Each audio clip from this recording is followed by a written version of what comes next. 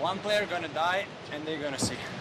Prenez très au sérieux ce que dit Daniil Medvedev, parce qu'avec ce qu'on voit là actuellement au tournoi de Shanghai, il est clair et net que ça arrivera tôt ou tard. Durant tout le long de la semaine, on a vu plusieurs joueurs se plaindre des conditions de jeu actuelles au Masters 1000 de Shanghai, à commencer avec Medjedovic qui n'a pas arrêté de dire que si on ouvrait le toit, en fait, ce serait encore plus compliqué parce qu'il n'y a absolument pas d'air.